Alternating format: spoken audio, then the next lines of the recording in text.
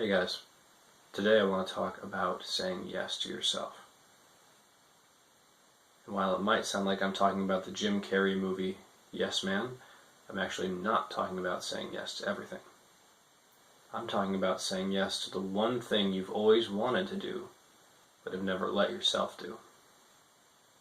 For me, that's the big trip that I'm planning next year. It's something I've wanted to do since I was a teenager. But every year since I graduated from high school, I've come up with some rationalization or excuse for why I can't go. And finally saying yes to what I want,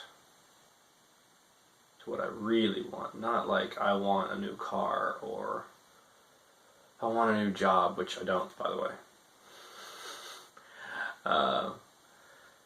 Or I want a new suit.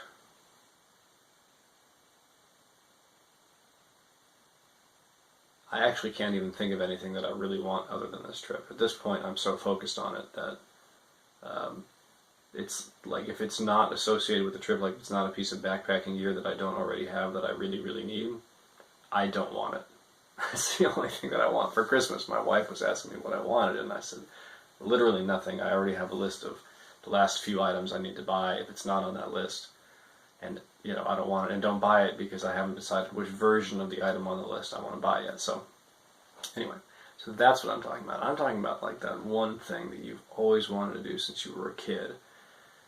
I guess you might consider these bucket list items. Bucket list like before you kick the bucket, right? You gotta go and do something or see something like the Grand Canyon or the Great Barrier Reef or Machu Picchu or whatever. So for you, there's at least one thing. It might be more, but for me, it's just the one thing. So there's one thing for you that you've really wanted to do for a really long time.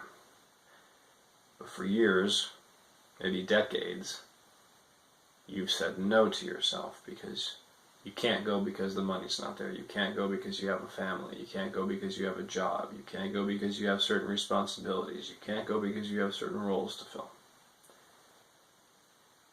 But those are just rationalizations. What you're really doing is just saying no to you, to the core or the essence of who you are. You might say the little girl or the little boy living inside you who's always wanted to go do this thing. You keep telling them no, day after day, year after year. And what I've found by saying yes to myself in regard to this trip is not only am I really, really excited about taking this trip, but it's actually opened up, it's hard to describe, but there's a feeling of freedom and lightness in my heart that has not been there for a long time, maybe ever. It feels like I'm opening up a whole new realm of possibility, a whole new universe of possibilities, a new aspect of life, seeing life in a completely different way, because after all these years I'm finally saying yes to myself in this regard. So not only am I going to get to go do this amazing trip that I've always wanted to do, but just everyday life seems far more interesting and far more magical because by finally saying yes to myself, I don't know exactly how to describe it. I'm sure somebody with a psychology background or a counseling background might be able to give the right words, but the words would just describe the feeling that you probably know what I'm talking about. There's a feeling that words would only dance around. They wouldn't actually ever really be able to describe the thing itself, right? I'll give you another example. I've got a friend who, since he was a kid, and I guess maybe from watching Magnum P.I., the television show, which was filmed in Hawaii, which is where I'm from. Anyway, one of the characters in that show drove a red Ferrari. And ever since he was a kid, he's wanted to buy a Ferrari. Now, obviously, unless you are fairly wealthy, buying a Ferrari is a pretty big deal. Now for him, luckily, he's finally reached a place in his life and his career where he can afford a used one. probably, I don't know, maybe a 10-year-old one. I have no idea. And I'm sure there's all sorts of maintenance issues associated with buying a 10-year-old Ferrari. But the point is, he can buy the Ferrari. And now he's at the position, or the position where he can afford to do it. And the rationalization that he used to have before of, I can't afford it, is now invalid. It's gone. He can't use it. So now he's using the rationalization, well, it's so impractical. Of course it's impractical. My trip next year is hugely impractical. But that's not the point. And I was trying to tell him this the other day, the same point that I'm trying to make now, that, yeah, buying the Ferrari might be completely useless and impractical. And he might, 6 months after buying the Ferrari, realize, I don't even really like driving it very much. I mean, it could be a huge backfire, right? But that's not the point. I mean, hopefully he loves the Ferrari and owns it for the rest of his life and gets a hell of a lot of fun out of it. But that's, again, also not the point. The point is that ever since he was a kid, he told himself he can't have a Ferrari. And now that he theoretically could financially, he's now telling himself he can't because it's not practical. And my argument to him was, you need to say yes to yourself. By saying yes to the Ferrari, by buying the Ferrari, you might not own the Ferrari forever. It might not be the smartest purchase ever.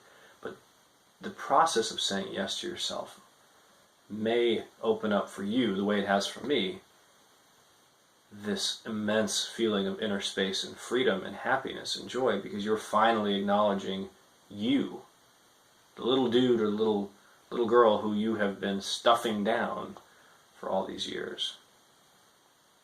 The one who you never say yes to because it's not practical or it's not responsible or whatever.